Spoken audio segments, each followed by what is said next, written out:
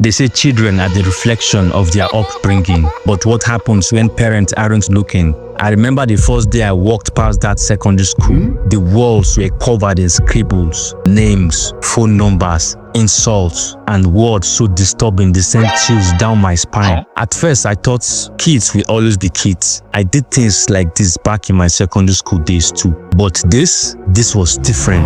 The things these children wrote were not jokes or silly drawings. They were cries for help. They were confessions. They were proof of a generation growing up without guidance. At 16 years old, Sarah was one of them. In her mother's eyes, she was just the perfect daughter, quiet, obedient, always at home. But the Sarah at home was different from the Sarah outside. At home, she helped with house chores, greeting guests politely, and never gave her mother any trouble. But at school, she was someone else entirely. She was called Queen Bee. A classmate knew her as the girl who feared nothing. She had tried everything just to feel among. One day it was skipping class. Next day it was sneaking out to parties at night. Then came the drinking, the smoking, and the things she swore she would never do. But saying no wasn't an option, not when all her friends made fun of those who refused to join their gang.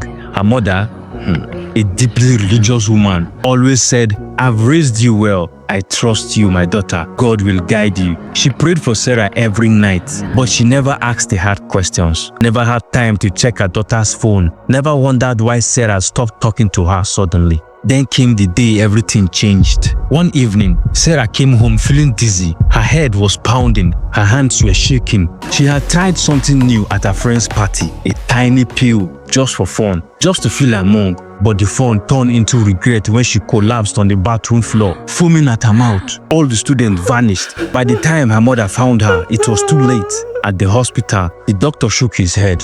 An overdose, he said. It could have been prevented if she was found earlier. Her mother cried, clutching Sarah's lifeless body. But she was a good girl, she said. She never gave me any troubles. But the truth, she never knew her daughter at all. Parents pray, they provide food, shelter, education, but they forget to watch. They forget to listen. They forget that love isn't just about trusting your child. It's about guiding them, asking the hard questions, and knowing who they really are when no one is watching. Now Sarah's name is written on another wall, not the school wall, but a gravestone, a reminder that sometimes prayers isn't enough.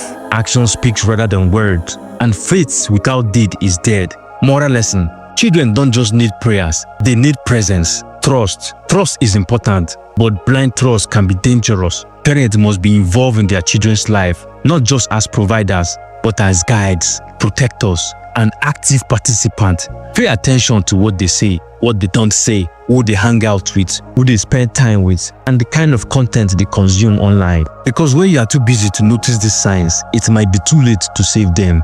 Call to action. If you are a parent, guardian, or older sibling, take time to truly know the young ones in your care. Talk to them, ask them about their day. Be curious, not just trusting them. Their future depends on the guidance you provide. Thank you so much for listening to my podcast. I hope you enjoyed it. My name is Stanley Chooks, aka Advance, aka Pink, the fine boy.